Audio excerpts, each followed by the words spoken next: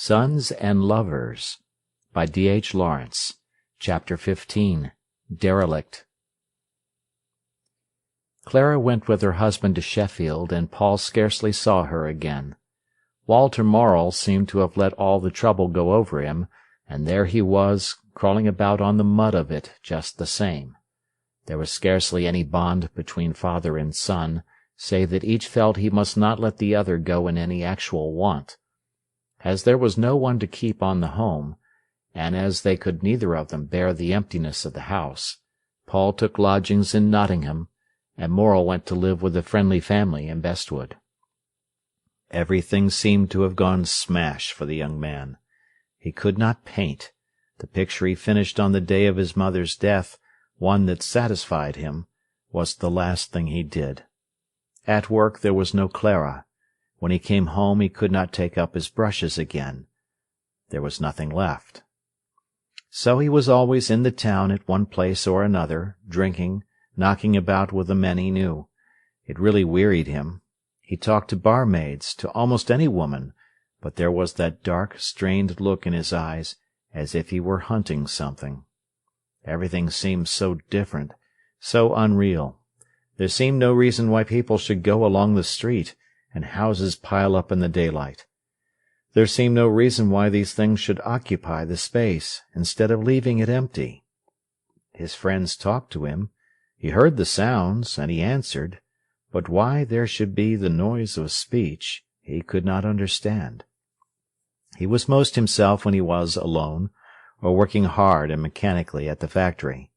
In the latter case there was pure forgetfulness when he lapsed from consciousness. But it had to come to an end.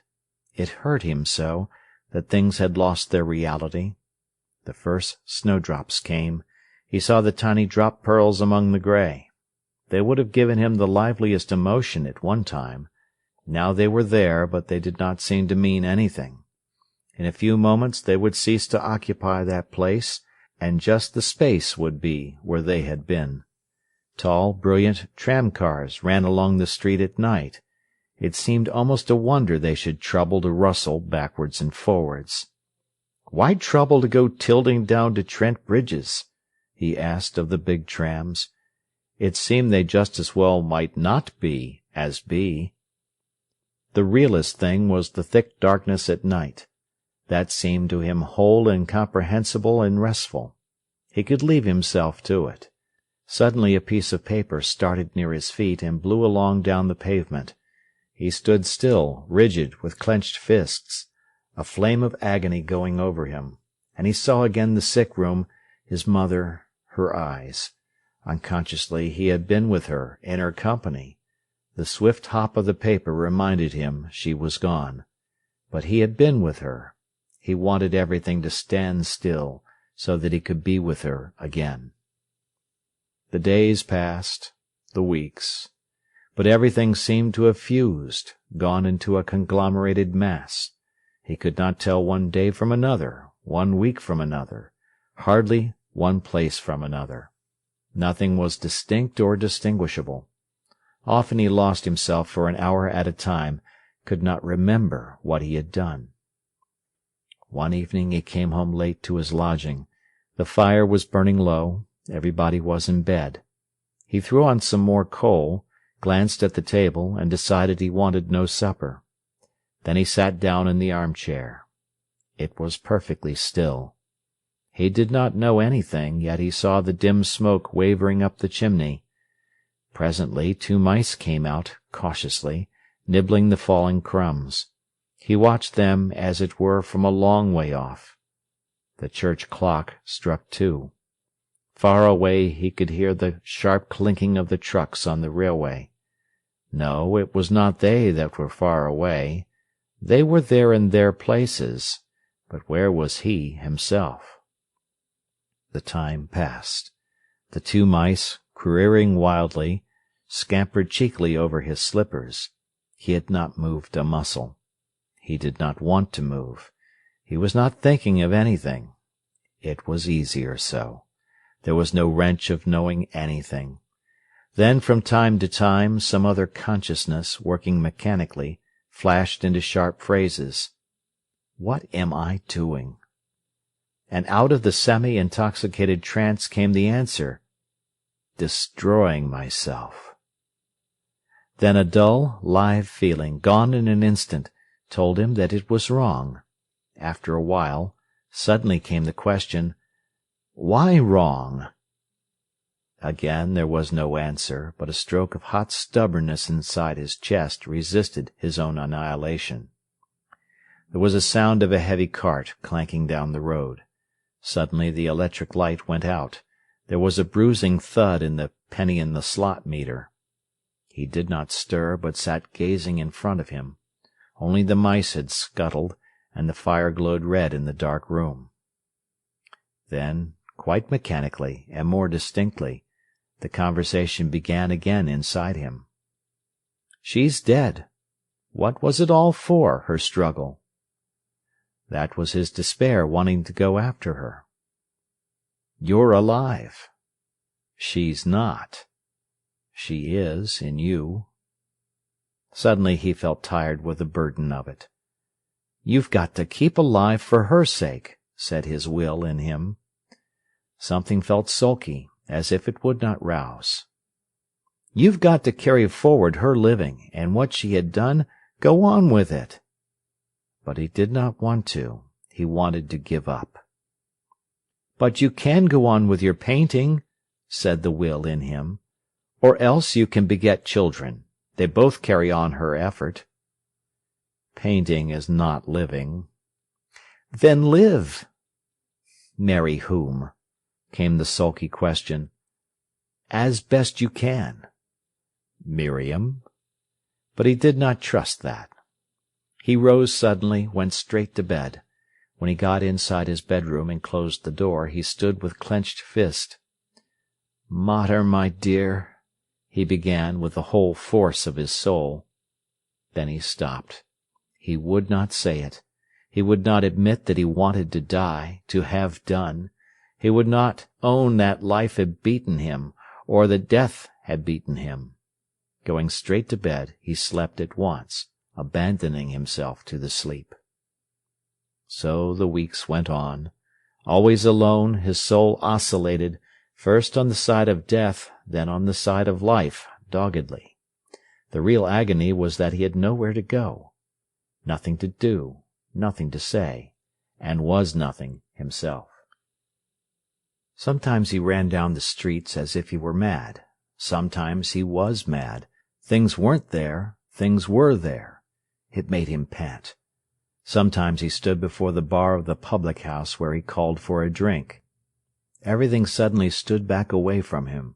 He saw the face of the barmaid, the gobbling drinkers, his own glass on the slopped mahogany board, in the distance. There was something between him and them. He could not get into touch.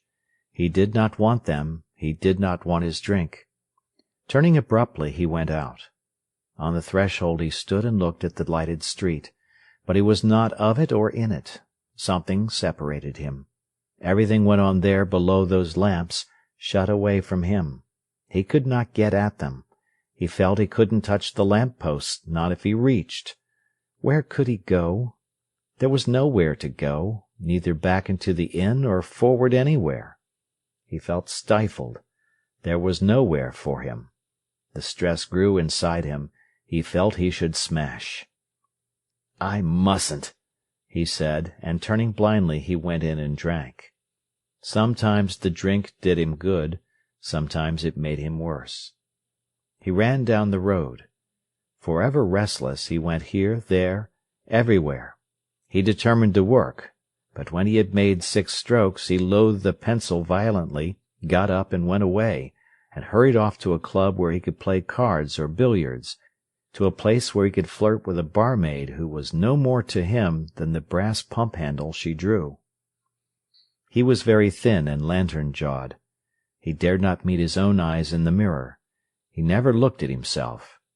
He wanted to get away from himself, but there was nothing to get hold of. In despair he thought of Miriam. Perhaps. Then, happening to go into the Unitarian church one Sunday evening, when they stood up to sing the second hymn, he saw her before him. The light glistened on her lower lip as she sang. She looked as if she had got something, at any rate, some hope in heaven, if not in earth. Her comfort and her life seemed in the afterworld. A warm, strong feeling for her came up. She seemed to yearn, as she sang, for the mystery and comfort. He put his hope in her. He longed for the sermon to be over, to speak to her. The throng carried her out just before him. He could nearly touch her. She did not know he was there. He saw the brown, humble nape of her neck under its black curls. He would leave herself to her. She was better and bigger than he. He would depend on her. She went wandering in her blind way through the little throngs of people outside the church. She always looked so lost and out of place among people. He went forward and put his hand on her arm. She started violently. Her great brown eyes dilated in fear, then went questioning at the sight of him. He shrank slightly from her. "I didn't know," she faltered. "Nor I," he said. He looked away. His sudden flaring hope sank again. "What are you doing in town?" he asked. "I'm staying at Cousin Anne's." "Ha! For long?" "No, only till tomorrow." "Must you go straight home?" She looked at him, then hid her face under her hat brim. "No," she said. "No, it's not necessary." He turned away, and she went with him. They threaded through the throng of church people. The organ was still sounding in St. Mary's. Dark figures came through the lighted doors. People were coming down the steps. The large coloured windows glowed up in the night. The church was like a great lantern suspended. They went down Hollowstone, and he took the car for the Bridges. "You will have supper with me," he said. "Then I'll bring you back." "Very well," she replied, low and husky. They scarcely spoke while they were on the car. The Trent ran dark and full under the bridge. Away towards Colwick all was black night. He lived down Holme Road, on the naked edge of the town, facing across the river meadows towards Sneinton Hermitage and the steep scrap of Colwick Wood. The floods were out. The silent water and the darkness spread away on their left. Almost afraid, they hurried along by the houses. Supper was laid. He swung the curtain over the window. There was a bowl of freesias and scarlet anemones on the table. She bent to them. Still touching them with her finger-tips, she looked up at him, saying, "Aren't they beautiful?" "Yes," he said. "What will you drink? Coffee?"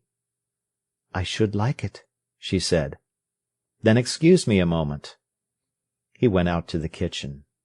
Miriam took off her things and looked round. It was a bare, severe room. Her photo, Clara's, Annie's, were on the wall. She looked on the drawing-board to see what he was doing. There were only a few meaningless lines. She looked to see what books he was reading. Evidently just an ordinary novel. The letters in the rack she saw were from Annie, Arthur, and from some man or other she did not know. Everything he had touched, everything that was in the least personal to him, she examined with lingering absorption. He had been gone from her for so long. She wanted to rediscover him, his position, what he was now. But there was not much in the room to help her. It only made her feel rather sad, it was so hard and comfortless. She was curiously examining a sketch-book when he returned with the coffee. "There's nothing new in it," he said, "and nothing very interesting." He put down the tray and went to look over her shoulder. She turned the pages slowly, intent on examining everything. He said as she paused at a sketch. "I'd forgotten that. It's not bad, is it?" "No," she said. "I don't quite understand it." He took the book from her and went through it. Again he made a curious sound of surprise and pleasure. "There's some not bad stuff in there," he said. "Not at all bad," she answered gravely. He felt again her interest in his work. Or was it for himself? Why was she always most interested in him as he appeared in his work? They sat down to supper. "By the way," he said, "didn't I hear something about your earning your own living?" "Yes," she replied, bowing her dark head over her cup. "And what of it?" "I'm merely going to the farming college at Broughton for 3 months, and I shall probably be kept on as a teacher there." "I say, that sounds all right for you. You always wanted to be independent." "Yes." "Why didn't you tell me?" "I only knew last week." "But I heard a month ago," he said. "Yes, but nothing was settled then." "I should have thought," he said, "you'd have told me you were trying." She ate her food in the deliberate, constrained way, almost as if she recoiled a little from doing anything so publicly that he knew so well. "I suppose you're glad," he said. "Very glad." "Yes, it will be something." He was rather disappointed. "I think it will be a great deal," she said, almost haughtily, resentfully. He laughed shortly. "Why do you think it won't?" she asked. "Oh, I don't think it won't be a great deal, only you'll find earning your own living isn't everything." "No," she said, swallowing with difficulty. "I don't suppose it is." "I suppose work can be nearly everything to a man," he said, "though it isn't to me. But a woman only works with a part of herself. The real and vital part is covered up." "But a man can give all himself to work?" she asked. "Yes, practically." "And a woman only the unimportant part of herself?" "That's it." She looked up at him, and her eyes dilated with anger. "Then," she said, "if it's true, it's a great shame." "It is, but I don't know everything," he answered. After supper they drew up to the fire. He swung her a chair facing him, and they sat down. She was wearing a dress of dark claret colour that suited her dark complexion and her large features. Still, the curls were fine and free, but her face was much older, the brown throat much thinner. She seemed old to him, older than Clara. Her bloom of youth had quickly gone. A sort of stiffness, almost of woodenness, had come upon her. She meditated a little while, then looked at him. "And how are things with you?" she asked. "About all right," he answered. She looked at him, waiting. "Nay," she said, very low. Her brown, nervous hands were clasped over her knee. They had still the lack of confidence or repose, the almost hysterical look. He winced as he saw them. Then he laughed mirthlessly. She put her fingers between her lips. His slim, black, tortured body lay quite still in the chair. She suddenly took her finger from her mouth and looked at him. "And have you broken off with Clara?" "Yes." His body lay like an abandoned thing, strewn in the chair. "You know," she said, "I think we ought to be married." He opened his eyes for the first time since many months, and attended to her with respect. "Why?" he said. "See," she said, "how you waste yourself. You might be ill, you might die, and I never know. Be no more than if I had never known you." "And if we married?" he asked. "At any rate I could prevent you wasting yourself and being a prey to other women like Clara." "A prey?" he repeated, smiling. She bowed her head in silence. He lay feeling his despair come up again. "I'm not sure," he said slowly, "that marriage would be much good." "I only think of you," she replied. "I know you do, but you love me so much, you want to put me in your pocket, and I should die there smothered." She bent her head, put her fingers between her lips, while the bitterness surged up in her heart. "And what will you do otherwise?" she asked. "I don't know," Go on, I suppose. Perhaps I shall soon go abroad." The despairing doggedness in his tone made her go on her knees on the rug before the fire, very near to him. There she crouched as if she were crushed by something, and could not raise her head. His hands lay quite inert on the arms of his chair. She was aware of them. She felt that now he lay at her mercy. If she could rise, take him, put her arms around him, and say, "You are mine," then he would leave himself to her. But dare she? She could easily sacrifice herself, but dare she assert herself? She was aware of his dark-clothed, slender body, that seemed one stroke of life, sprawled in the chair close to her. But no, she dared not put her arms round it, take it up, and say, "It is mine, this body. Leave it to me." And she wanted to. It called to all her woman's instinct. But she crouched and dared not. She was afraid he would not let her.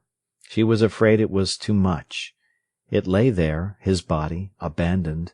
She knew she ought to take it up and claim every right to it.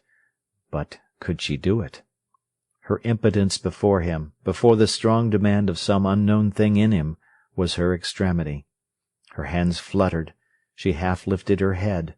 Her eyes, shuddering, appealing, gone, almost distracted, pleaded to him suddenly. His heart caught with pity. He took her hands, drew her to him, and comforted her. "Will you have me? To marry me?" he said very low. Oh, why did he not take her? Her very soul belonged to him. Why would he not take what was his? She had borne so long the cruelty of belonging to him and not being claimed by him. Now he was straining her again. It was too much for her. She drew back her head, held his face between her hands, and looked him in the eyes. No, he was hard. He wanted something else. She pleaded to him with all her love not to make it her choice.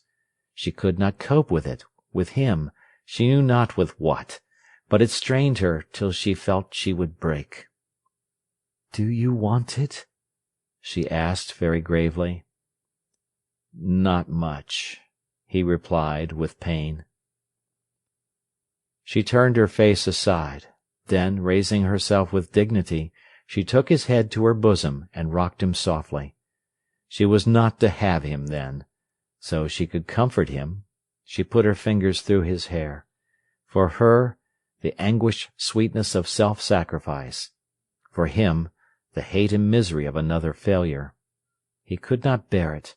That breast which was warm and which cradled him without taking the burden of him.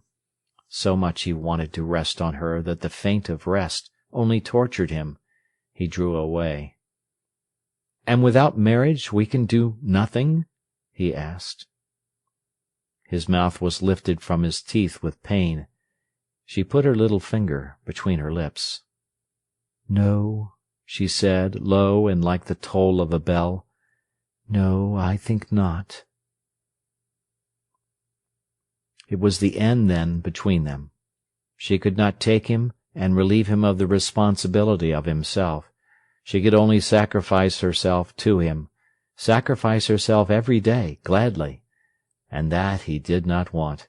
He wanted her to hold him and say, with joy and authority, "Stop all this restlessness and beating against death. You are mine for a mate." She had not the strength. Or was it a mate she wanted? Or did she want a Christ in him? He felt in leaving her he was defrauding her of life, but he knew that in staying, stilling the inner, desperate man, he was denying his own life, and he did not hope to give life to her by denying his own. She sat very quiet. He lit a cigarette. The smoke went up from it, wavering.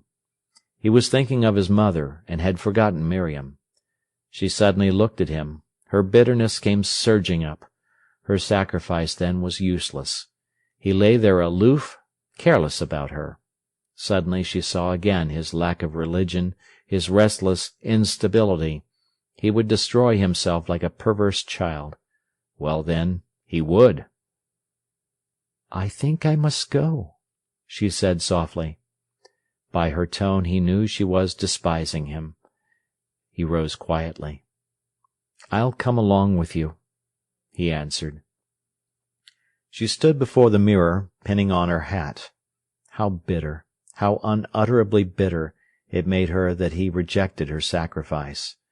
Life ahead looked dead, as if the glow were gone out.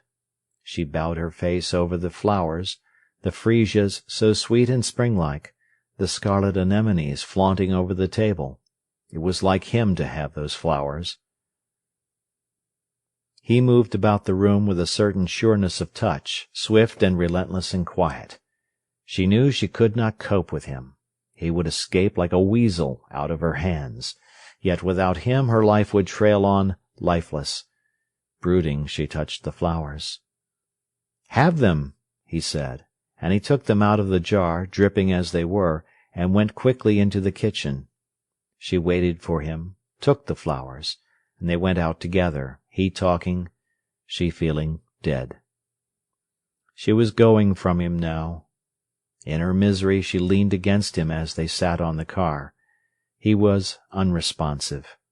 Where would he go? What would be the end of him? She could not bear it, the vacant feeling where he should be. He was so foolish, so wasteful, never at peace with himself. And now where would he go? And what did he care that he wasted her? He had no religion. It was all for the moment's attraction that he cared, nothing else, nothing deeper. Well, she would wait and see how it turned out with him. When he had had enough he would give in and come to her. He shook hands and left her at the door of her cousin's house. When he turned away he felt the last hold for him had gone. The town, as he sat upon the car, stretched away over the bay of railway, a level fume of lights. Beyond the town, the country, little smouldering spots for more towns, the sea, the night, on, and he had no place in it. Whatever spot he stood on, there he stood alone. From his breast, from his mouth, sprang the endless space, and it was there behind him, everywhere. The people hurrying along the streets offered no obstruction to the void in which he found himself. There were small shadows whose footsteps and voices could be heard, but in each of them the same night, the same silence. He got off the car. In the country all was dead still. Little stars shone high up. Little stars spread far away in the flood waters, a firmament below. Everywhere the vastness and terror of the immense night which is roused and stirred for a brief while by the day, but which returns and will remain at last eternal, holding everything in its silence and its living gloom. There was no time, only space. Who could say his mother had lived and did not live? She had been in one place and was in another, that was all. And his soul could not leave her, wherever she was. Now she was gone abroad into the night, and he was with her still. They were together. But yet there was his body, his chest, that leaned against the stile, his hands on the wooden bar. They seemed something. Where was he? One tiny upright speck of flesh, less than an ear of wheat lost in the field. He could not bear it. On every side the immense, dark silence seemed pressing him, so tiny a spark, into extinction, and yet almost nothing he could not be extinct. Night, in which everything was lost, went reaching out beyond stars and sun. Stars and sun, a few bright grains, went spinning round for terror, and holding each other in embrace, there in a darkness that outpassed them all, and left them tiny and daunted. So much, and himself infinitesimal, at the core a nothingness, and yet not nothing. "Mother," he whispered. "Mother." She was the only thing that held him up, himself, amid all this. And she was gone, intermingled herself. He wanted her to touch him, have him alongside with her. But no, he would not give in. Turning sharply, He walked towards the city's gold phosphorescence. His fists were shut, his mouth set fast. He would not take that direction, to the darkness, to follow her. He walked towards the faintly humming, glowing town, quickly. That is the end of Sons and Lovers. Thank you for listening.